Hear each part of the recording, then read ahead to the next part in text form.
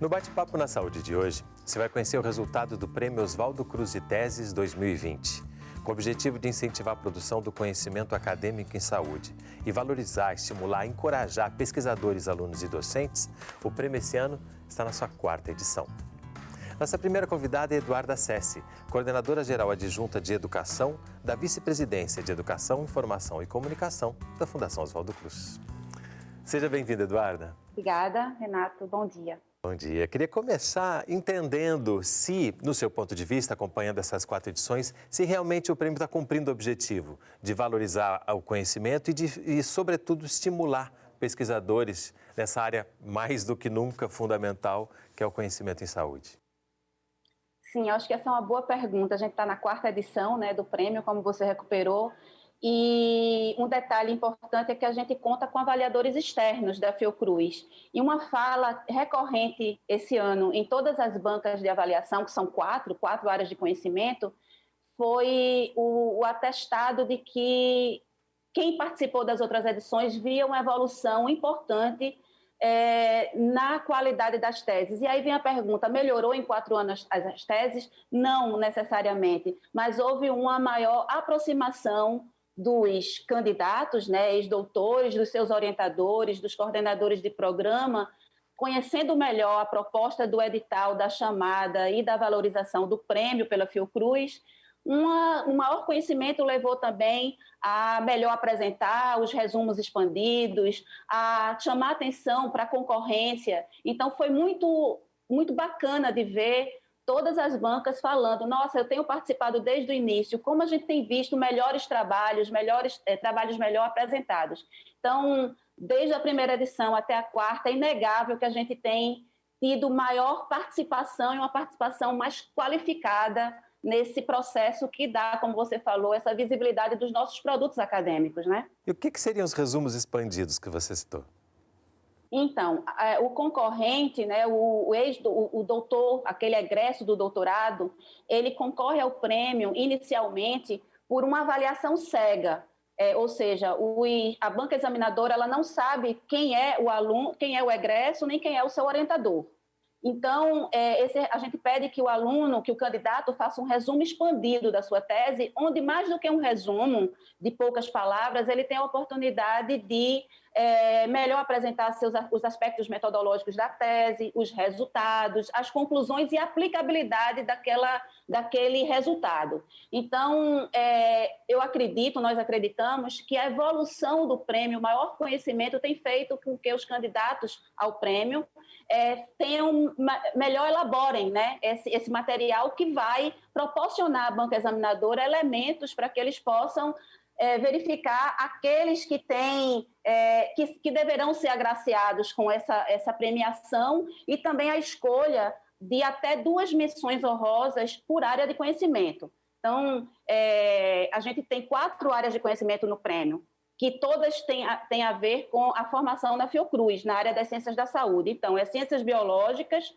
medicina, saúde coletiva e ciências sociais e humanas. Então, foi muito bom ver que todos falaram do quanto cresceu, do quanto que tem mais visibilidade e puderam verificar melhor a qualidade de tudo que tem sido desenvolvido na Fiocruz. E é até importante, é importante lembrar, quando a gente fala de Fiocruz, a gente está falando de várias unidades no Brasil, Não só a do Rio de Janeiro, que às vezes é a mais conhecida, Isso. Então, o prêmio ele está disponível para todos os programas de pós-graduação da Fiocruz que tenha doutorado. Então, hoje a gente tem cerca de 40 programas na Fiocruz, nas diversas áreas de conhecimento, dentro da grande área das ciências da saúde, que concorrem. E isso que vai desde as unidades que estão no Rio de Janeiro até as unidades regionais, que também têm fortemente a presença da educação na Fiocruz. Todos os alunos de todos os programas podem concorrer. Você usou uma palavra que eu acho que é importante quando a gente fala de tese, quando fala de pesquisa, quando fala de academia, que é aplicabilidade. De uma certa forma, a gente ouve muitas críticas, muitas vezes, a estudos que acabam se fechando em si mesmo, Por mais que a gente saiba que há estudos teóricos que são necessários até para que outros estudos aconteçam e aí, então, surja a aplicabilidade. Mas como é que a gente pode pensar nisso, numa área tão concreta quanto a saúde, tão necessária? Como é que a gente pode pensar nessa relação entre a pesquisa e a aplicabilidade? Bom, a Fiocruz é a principal instituição de ciência e tecnologia do país, que também forma recursos humanos, o seu papel diferente das outras instituições de ensino superior clássicas, das universidades, tirando o conjunto dos programas de pós-graduação no Brasil que estão localizados nessas instituições, a Fiocruz, enquanto instituição de ciência e tecnologia, é a que mais forma para o SUS. Se o objeto de formação da Fiocruz é o Sistema Único de Saúde, tanto as dissertações e teses que são elaboradas nos programas, desde aqueles mais teóricos, como a gente pode ver os programas da Casa Oswaldo Cruz, por exemplo, na área das ciências humanas e sociais, os programas na área da ciência aplicada, da biologia aplicada, até a saúde coletiva, que tem uma forte inserção no Sistema Único de Saúde, os resultados eles são incrivelmente voltados para soluções. Então, a gente espera que cada vez mais a gente, com teses voltadas para a resolução de problemas, a gente possa ver claramente esse papel que a Fiocruz cumpre, né, de fornecer ao Sistema Único de Saúde soluções inovadoras de ciência e tecnologia que visam, no final em última análise, melhorar a saúde da população brasileira e oferecer resultados que dignifiquem, né, o que esse sistema tão importante, universal, equânime,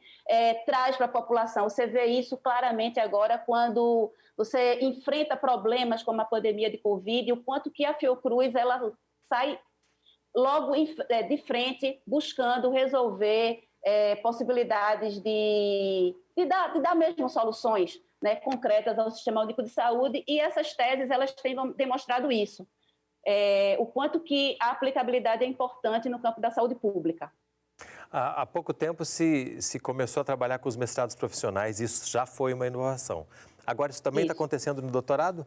Só para as pessoas entenderem, né, o que é diferente quando a gente fala do doutorado e do doutorado profissional. A formação profissional no campo da pós-graduação, ela data aí do início do final dos anos 90, início dos anos 2000, e a Fiocruz é uma das principais instituições que desde o início oferece esse tipo de formação. Ela forma o mestre e o doutor tal como forma o mestre e o doutor num programa acadêmico. A diferença principal é que o produto dessa tese ou dessa dissertação, ela tem digamos assim, usar uma palavra forte, uma obrigatoriedade mesmo, né, de trazer uma solução prática. Então, agora, no final do ano passado, nós tivemos 2 programas de doutorado profissional aprovados na Fiocruz, um em Farmanguinhos e no Instituto Ageu Magalhães, em Pernambuco, e esses oriundos desse programa de doutorado vão ser candidatos também à premiação do Prêmio Oswaldo Cruz de Tese. E aí, mais do que nunca, a gente vai ver soluções que estão voltadas, né, propostas de soluções voltadas para uma resposta realmente bem qualificada e bem pontual do ponto de vista da saúde pública brasileira. Mas, independente da formação acadêmica e profissional, uma marca que é transversal à formação da Fiocruz realmente é essa capacidade de dar resposta, seja na área das ciências biomédicas, seja na área da saúde coletiva, da medicina, com o Instituto Fernandes Figueira, que tem uma atuação fortemente na saúde materna e infantil, com um corpo de profissionais médicos e clínicas e hospital bastante voltados para soluções muito importantes no que diz respeito à saúde materna e infantil. Isso é realmente uma marca da Fiocruz. O convidado do próximo bloco foi o vencedor da área de saúde coletiva, né, que é uma área também muito próxima ao seu trabalho, né? Exatamente. E traz já um exemplo disso que você está falando, né? Uma pesquisa completamente voltada para os dias de hoje e para o que está sendo necessário a gente aprofundar, até para poder lidar com os desafios que estão dados. O que você traria como pergunta, assim, para ele, para a gente já abrir o segundo bloco com uma provocação para o Rodolfo e a tese vencedora dele? Nossa, a tese do Rodolfo foi uma grata surpresa.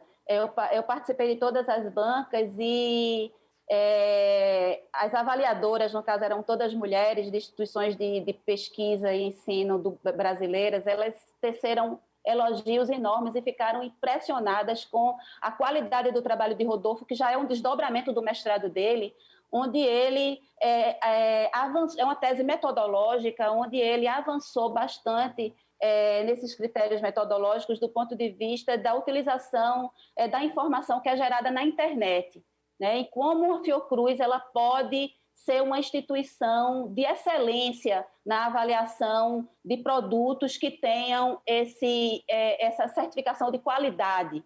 Então, uma pergunta que eu trago para ele é assim: Rodolfo, quais são os desdobramentos do teu produto, né, de tese, que você reconhece que vão poder dar respostas rápidas, né? Como a gente estava aqui falando há pouco, do ponto de vista de analisar metodologicamente todo um conjunto de informações que hoje qualquer pessoa que seja um estudioso ou seja uma pessoa da sociedade, ela tem acesso. Como é que você, com a tua tese, vislumbra que os resultados possam proporcionar essa informação qualificada e como que você vê isso na própria instituição em que você estudou, né? A Fiocruz, ela tem um arsenal de informações aí disponíveis, desde as suas plataformas de bancos de dados, seja através de todo o ARCA, né, que é um repositório, de todas as instâncias da Fiocruz,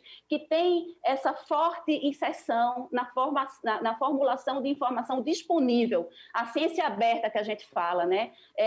Essa política de dar visibilidade e transparência a tudo que se produz. Então, a minha pergunta é como é que ele vê o desdobramento disso tudo e dizer a ele que foi uma satisfação enorme ver o quanto que a tese dele foi bem avaliada, né, pela área da saúde coletiva, pelas professoras que avaliaram.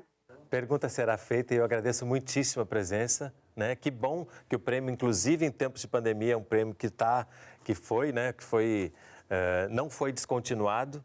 E então, parabéns pelo trabalho e obrigado pela presença aqui conosco hoje. Renato, muito obrigada. A VPI que agradece a possibilidade de dar visibilidade a esse prêmio que para a gente tem sido bastante importante, porque o que a gente quer é que essas produções, elas, digamos assim, elas não fiquem nas bibliotecas, mas que elas sejam popularizadas, que a ciência seja popularizada e esse prêmio ajude a dar visibilidade a esses trabalhos tão bacana que a gente tem conseguido produzir. Muito obrigada. E o Bate-Papo vai fazer um breve intervalo e volta já, falando sobre o vencedor do Prêmio Oswaldo Cruz de Tese 2020 na área de saúde coletiva. Não sai daí, a gente volta já.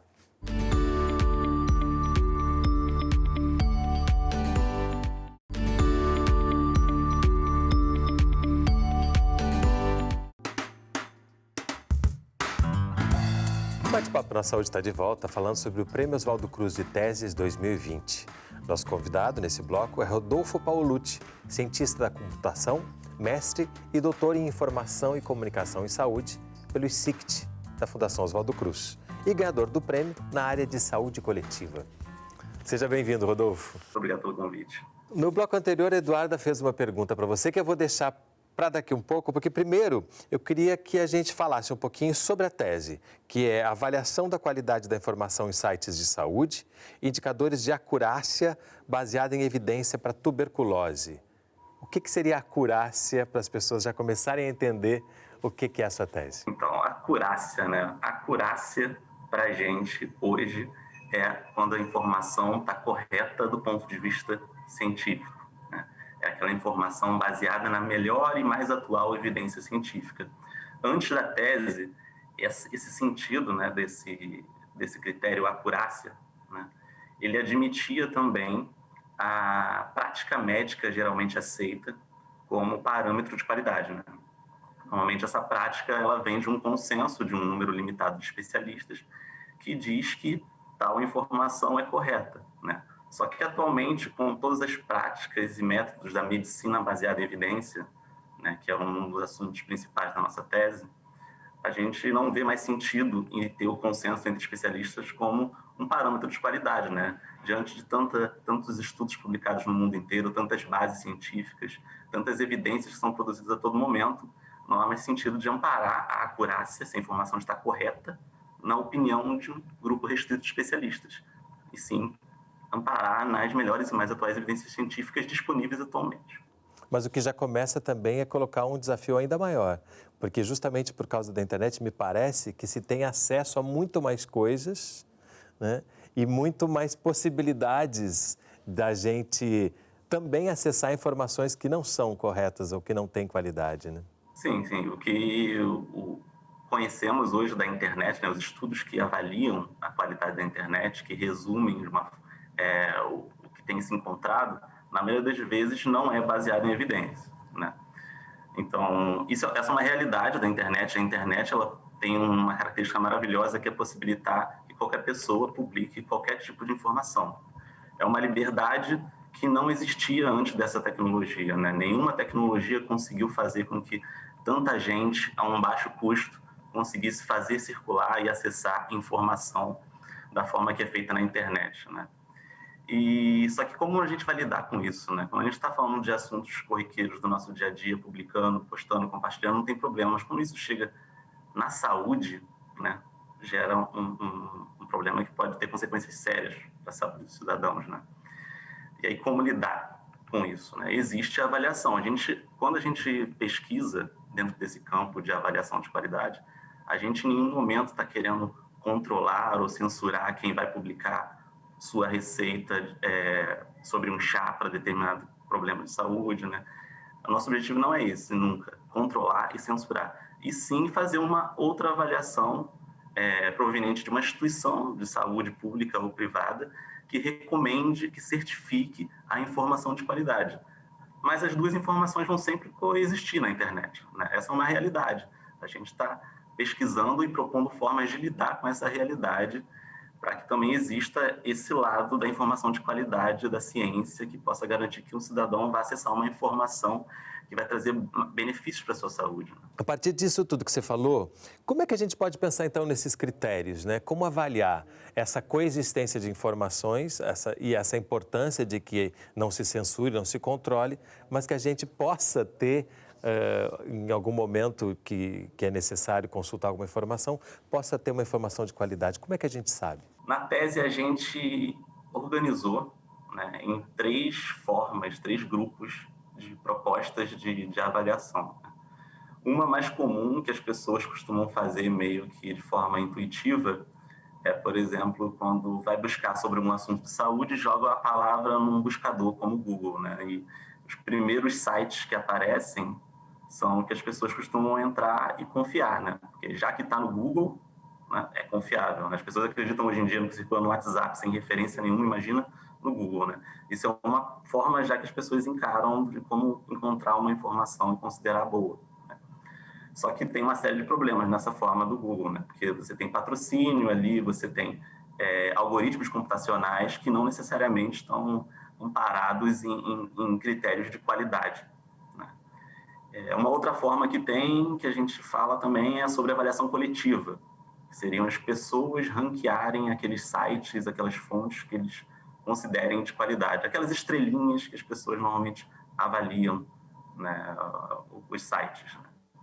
Só que a gente critica também isso na tese porque não tem critérios claros, né? É uma avaliação muito subjetiva, né? Simplesmente você ranquear com estrelas ou com algum sistema de pontuação.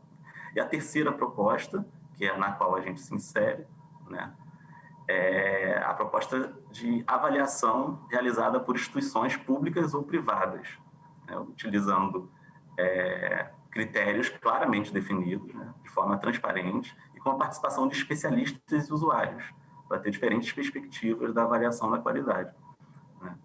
E aí, para lidar com isso, quando a gente começou a fazer a pesquisa, né, você comentou antes da minha dissertação de mestrado, né? Na dissertação de mestrado, foi o primeiro estudo para a gente reunir os métodos de avaliação, né? Nós desenvolvemos uma revisão sistemática sobre critérios e processos de avaliação. E aí nós tínhamos um objetivo inicial, que seria atualizar um quadro metodológico de critérios que já existia, né? A primeira revisão do tema é de 2002, e lá foram consolidados 5 critérios de avaliação que contemplam a qualidade da informação em sites de saúde. Na nossa revisão, a gente confirmou que esses critérios continuam sendo utilizados pela literatura especializada, né? Que são os critérios técnico, legibilidade, acurácia, abrangência e design. Design, que é a forma com que ele se apresenta, né? Isso, a forma com que ele se apresenta. A acurácia foi o problema que, no final da pesquisa do mestrado, gerou o problema, né? A gente descobriu o problema que resultou no início da tese, né? Que foi a definição do critério acurácia, que admitia o consenso entre especialistas como parâmetro de qualidade. A gente viu, isso hoje em dia não faz mais sentido com a medicina baseada em evidência. Então, como construir formas de avaliação que sejam ancoradas nas melhores e mais atuais evidências científicas? Então, a tese partiu desse problema identificado e aí no eu mestrado. Te trago, então, a questão da Eduarda, que ela pergunta como é que a gente pode pensar na aplicabilidade de uma tese como essa no momento em que as informações, sobretudo em saúde, estão sendo procuradas cada vez mais e que a gente precisa ter, a gente precisa saber como confiar naquilo que a gente acessa. Como é que a gente pode pensar na aplicabilidade dessa tese? Essa tese, ela é uma produção de conhecimento, né, que é resultante de 11 anos, desde 2011, né, há 9 anos de trabalho. Né. Atualmente, eu posso dizer que dentro da Fiocruz, né, sem contar a produção externa, né, na Fiocruz, nós temos um conhecimento acumulado que é suficiente para avançar nesse sentido de aplicar o conhecimento no enfrentamento do problema da qualidade da informação de saúde na internet. Né? Só que o que acontece? Essa aplicabilidade, ela exige uma estrutura institucional, né, que a Fiocruz pode desenvolver, né, mas que nós propomos, inclusive, na tese, no final da tese, a criação de uma agência certificadora de sites de saúde. Né. Já existem agências internacionais, a mais famosa é a Health on Net, que é uma organização não governamental suíça, que já certifica vários sites de saúde, né, há alguns anos. Tá? Só que o processo deles não é transparente. A gente não sabe exatamente quais critérios eles utilizam, qual é a forma de avaliação, quem participa da avaliação, e eles certificam a partir também de uma compra, né? É pago o selo deles, né? A pessoa vai lá, contrata a ROM, paga um certo valor, e eles fazem algum processo que não é muito claro e certificam o site. Nós desenvolvemos, ao longo desses 9 anos de pesquisa na Fiocruz, várias pesquisas de avaliação de sites de saúde. Avaliamos sites sobre dengue, tuberculose, aleitamento materno. Inclusive, conseguimos desenvolver um selo de qualidade pela Escola Nacional de Saúde Pública Sérgio Arouca, né, que é um selo para você colocar num site e saber que aquele site foi certificado pela instituição, né, pela Fiocruz. Sendo que, para isso, para você colocar uma agência dessa para funcionar, você precisa de uma estrutura, você precisa de pessoas para construir indicadores, você precisa de pessoas para avaliar os sites, você precisa de um sistema de informação para gerenciar todo esse processo. Né? O que nós temos feito lá no Laboratório Internet de Saúde e Sociedade, o LAIS, é desenvolver pesquisas isoladas sobre temas de saúde que surgem em editais, em incentivos dentro da própria instituição. Mas isso ainda é pouco, né? Isso precisa ser cada vez mais incentivado para que a gente possa... Eu posso citar aqui o Pierre Levy, que foi um filósofo que inspirou a tese. Ele fala que, para lidar com o problema da qualidade da informação, uma das possibilidades, ele faz até uma metáfora bíblica para falar disso, né?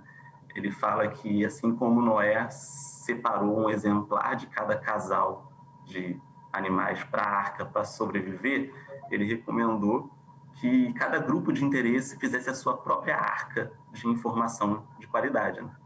Então, o que a gente imagina, né? O que a gente sonha, né? Lá no LAIS para o futuro, é que exista uma arca da Fiocruz, onde as pessoas possam ir direto nessa arca consultar os sites que têm informação de saúde de interesse delas, porque elas vão ter certeza que lá vai ter um exemplar de qualidade certificado, avaliado tanto por profissionais como usuários e que garanta a qualidade daquela informação, que elas possam confiar. Então, que a premiação seja também um primeiro passo importante para que se jogue mais luz sobre essa questão, né, e que a gente possa avançar, porque, sem dúvida, isso já está dado, né? Hoje em dia, a informação que circula na internet, ela já é acessada prioritariamente pelas pessoas, independente de outras formas, né? Claro que pelas pessoas que têm acesso à internet não são todas, mas a tendência é que cada vez mais seja, né? Parabéns pela tese, parabéns pelo prêmio. Obrigado a vocês. O Bate-Papo na Saúde de hoje fica por aqui. A gente se vê no próximo programa com mais 2 vencedores do Prêmio Oswaldo Cruz de Teses 2020. Até lá!